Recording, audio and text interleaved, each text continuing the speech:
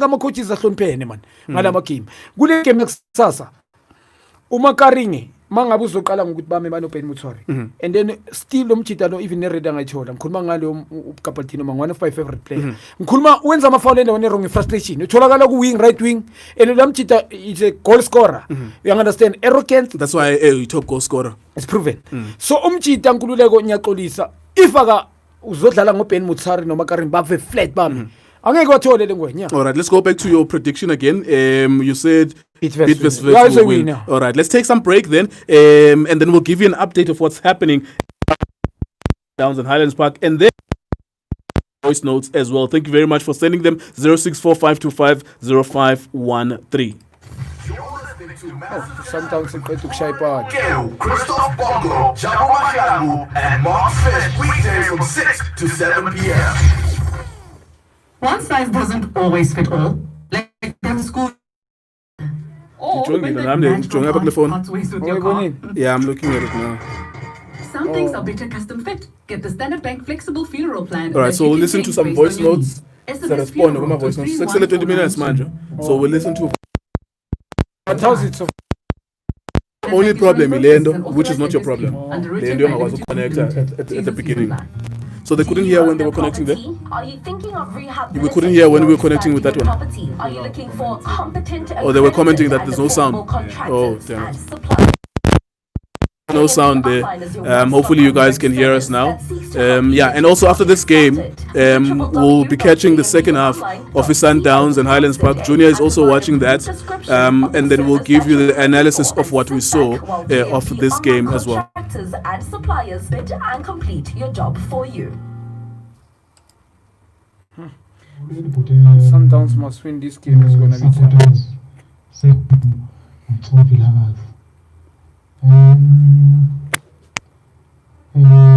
into engayitsho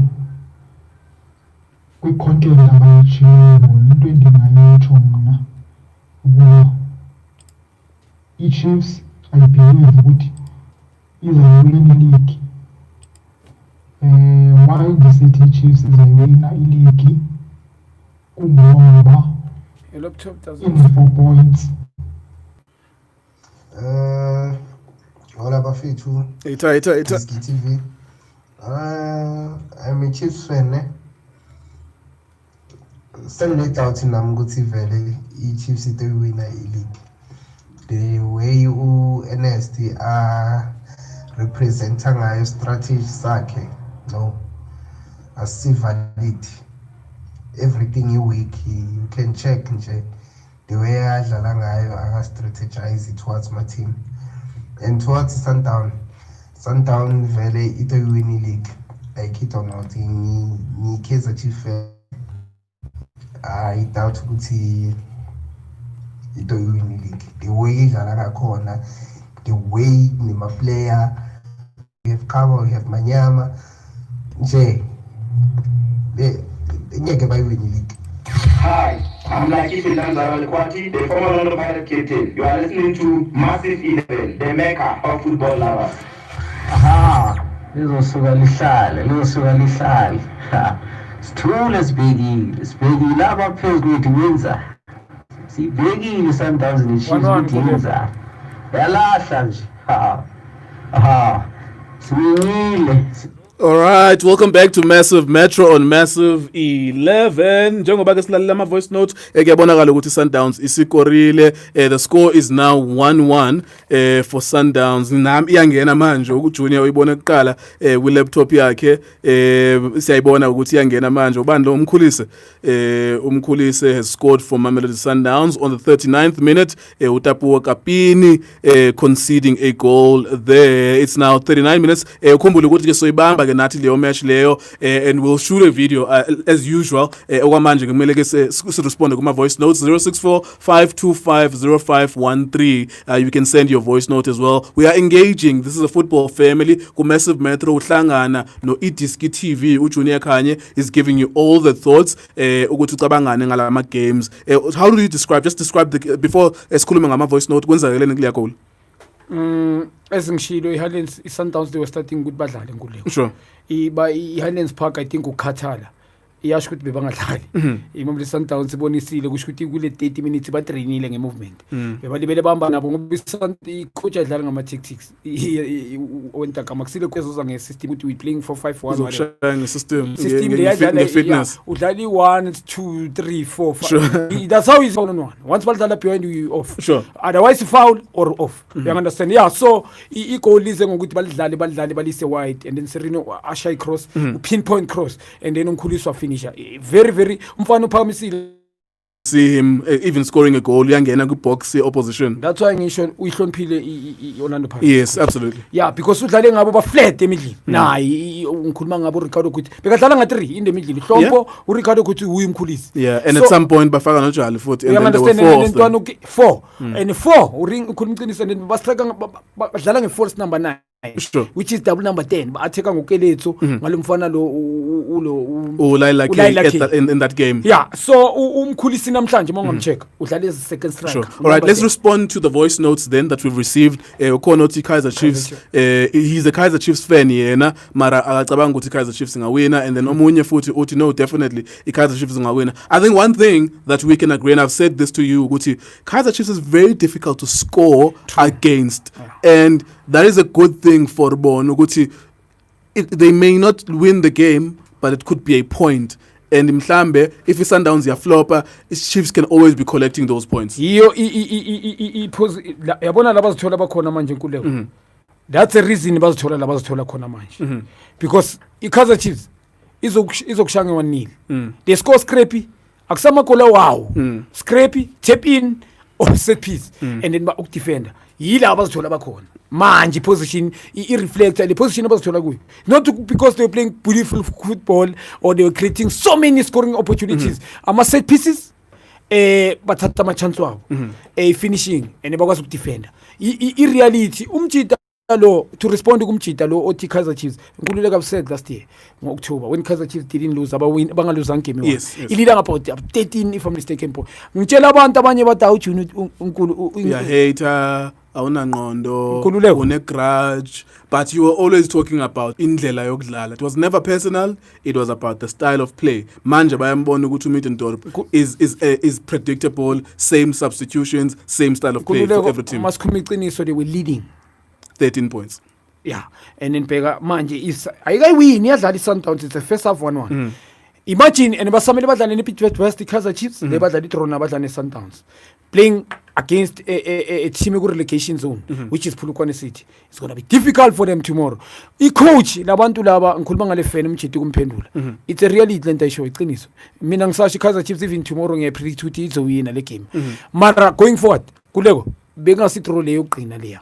So they're going to continue to draw matches because seriously the guy is not willing to win. Isystem yakhe ilimit abachiti indlela ekumele badlale kusho ukuthi they can't express themselves. Mawunga check ukukhama Pilated Mamelodi Sundowns 3 years the guy 4 years back access ukhama lo uyahameka umjita and then the coach uhlala umquestion ukuthi you're not giving the best. And yamsha psychological udlala nobani ubuzile during the week lapha ukuthi after the game si analyze Kaizer Chiefs ne Pittsburgh.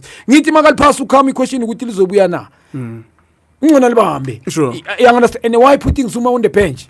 Why ambeke benchini? Akakamqala umjita benefit. You understand? Makazodlala ngoCastro no Saminokovic pa static my brother. Yes, I'm a finish. Wonke umuntu uyazi ukuthi what's going to happen. Uma udlala ngoCastro no Nurkovic, you know exactly what's going to happen. As the opposition coach, uGavin Hand uzoba nengqondo, nomunye uzoba nengqondo yokuthi I know exactly what's going to happen here based on lawo ma player la adlalayo. I-reality lento isho iqiniso and planning ingwenye njengoba ngishila mina iphilosophy yakhe angithandi uKevin and Murray planning uzokushanga iplanning kululeko ngoba first half mangamcheck azange adlale ngestriker. You understand? Kusho ukuthi introduce second half le striker lesi kusho Evanga and then wa introduce uMacupho. Sure. Watshela uColin Alexander ukuthi listen ngifaka uMnare uzoma ngicela ngale 5 minutes ngiyariska manje push forward ngicela ube kusho ukuthi uyodlala as number 10 uyolandela labantu kusho ukuthi baye ku 442 mara badlala ngomuntu oyi1 Mnare ngoba fresh and umfana kwaba easy Kaizer Chiefs bese ngoba bese imena seyafini yabo. You understand? Ya consider. You understand nkululeko ya consider and khona elinye last minute licishela yenzeka the same njengalela bayakhohlwa i-defense Kaizer Chiefs ibheka ibhola nkululeko ama-ball watch kusho ukuthi bathanda ukubheka ibhola bomatho they can't kusho ukuthi akekho kwazi ukuthi akekho leader ukuthi mfethu kunomuntu emva kwakho and ungicela whatever mangabe kunomuntu ngile must know ukuthi kunomuntu emva kwakho Sure, right. ashawute. Nice one. All right, let's listen to some more voice notes. Then it's now 1-1 against Gumechi Sundowns versus Highlands Park. Let's listen to some of your voices. Expecting more. Nice one. Kaizer Chiefs. I was expecting our coach to introduce players like Jangase, Karen Bukas, and others. And Nkosiphile Ngcobo kangakwazi udlala no Gatsande club position because Gatsande is une-31 yodlala Kuliqinisa le out teacher. ngakwazi ufaka isource kwi-forwards zethu. So izolo benindele players ezinjengo Ntshangase to put some sauce there kula midfielder eKaizer Chiefs because bethakala thina kwispine. So players njengo Ntshangase to introduce new players like Ntshangase bizawutshintsha neset udlala wena Ntsika eKaizer Chiefs. And okwesibini think ibezaza ne-strategy esitsha sodlala not la ndlela iyi-1 uba siwine nge-set pieces nekhona nezinye izinto. Hi, this is Dr. Muruti, a super producer from Pretoria. You're listening to Massive Metro. Uphule lo escort. I just wondering indlela i-Chiefs emanejwa ngayo. I don't understand why isagcine uMidendorfu bene-Sean Bartlett. Laba bantu awukho umqondo abanawo, banomqondo owodwa nje ofanayo. Ngibona kuseyisikhathi mina le midlalo esele okuke kuya ngami bese kufanele ukuthi bedede enkundleni.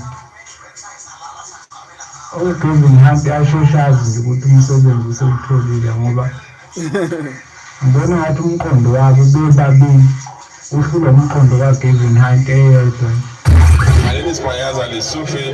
You are listening to Massive the Make Out Football. Where you are, remain here forever. All right, welcome back to Massive Metro. Massive 11 is the name of the show. MassiveMetro.com is where you find us on radio, on air.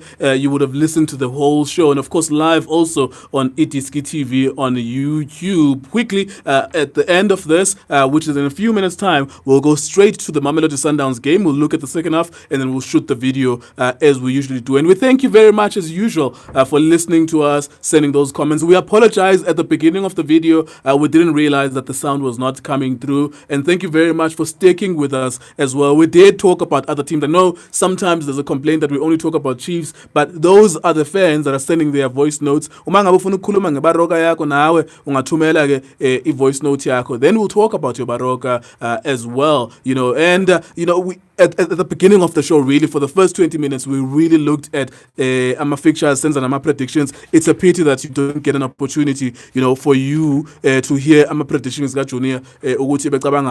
game. Now, here's someone who's posing a very interesting question. Uti umqondo ga Middendorp no Sean Bartlett kungani bengabona ukuthi they need to be changing things a little bit because wonke umuntu sebabonile.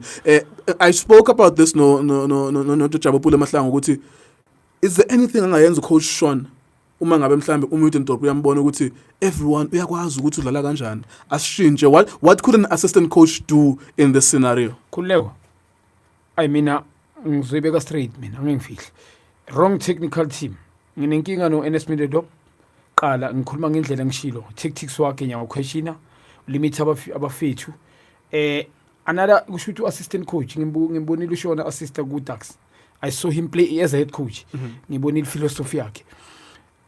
Ithi ngiphendule nje lo mjita ushona ngeke abe nesay kule ngwenya le Ernest mongamamela is very arrogant ingwenya mayifuna into ayifuna. Sure. You understand? And mawungacheka Nkululeko uSean Bartlett mina ngokubona kwami he hardly ukuthi ungwenya ibe ne-input. Sure. Kunamanye ama-decision mawumamela ucoach after game. Njengale game le uSean bekafuneka ukuthi abe ne-input. I mean there's 5 sub kule game le. uSean bekumele amtshele coach ukuthi coach unqobo ungamkhiphi. Ngishilo mina ngisayiphinda. Yabona ngizwe lo mjita khuluma manje another guy athi players such as Abonqobo, we need them but adlale nomunye umuntu ohlakani true point eliseras ivar but icoach ibona ngendlela ya kulabo shoni mele bangene khona but because of ingwenya uNS Mididop makashinto uyayisho Nkululeko ene ufuna kube yifinal C. You understand? Well, I think maybe you could say I appreciate bench Sundowns because you can see ukuthi wonke umuntu unomsebenzi wakhe lapha uManqoba Mnqethi. That's why uManqoba has been there, wasana ne 4-year extension, wabuya no Rolani. I think mina there is a point where uMidendorp uzothi makayikhulumela yena ukuthi at the end of the day if I don't win I'm going to be fired and Sean could stay. So akumelanga ngimlalela. I'm not saying it's right. I'm saying maybe emqondweni wakhe ngizoxoshwa ngedwa lana, so I'd rather die on my own sword here. Technical team eKaizer Chiefs kula imeli ingene khona.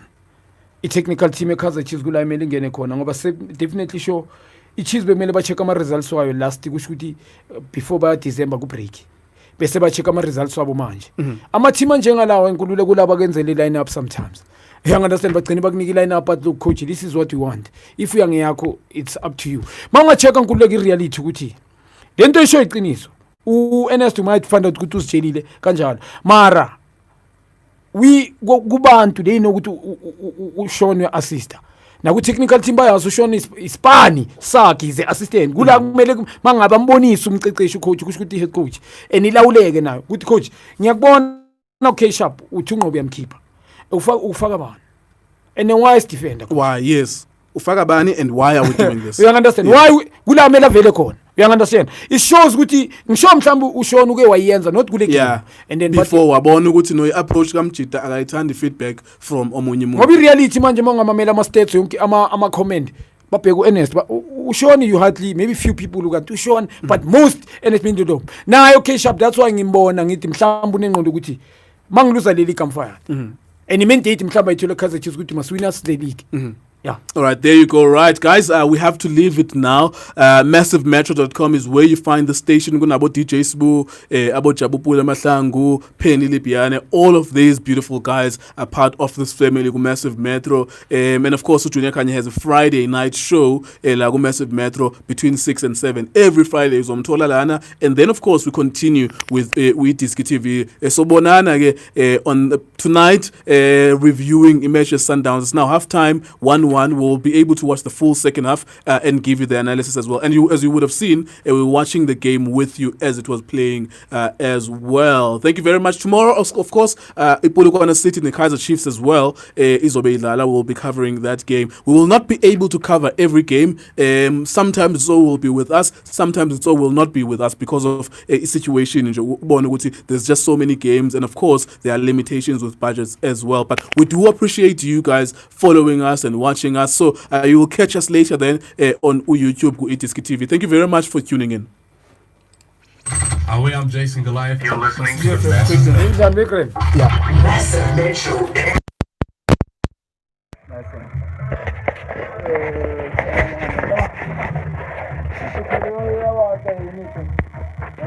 Yeah, like Ekon, yeah.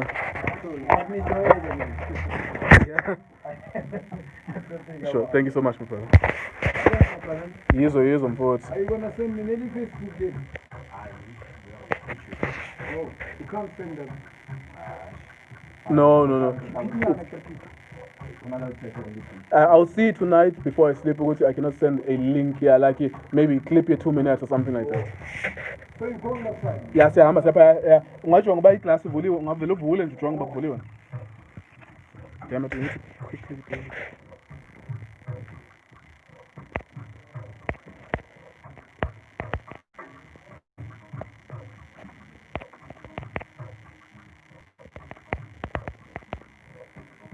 I think this is the best way we're going to have to do this now.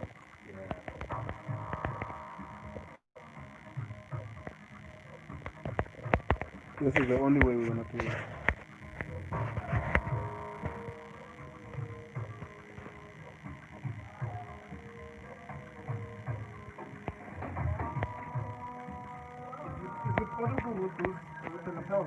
Yeah, with this one, at some point. You know what we must do? When we... Yes. No, I'm just thinking like we have 2 different weekends.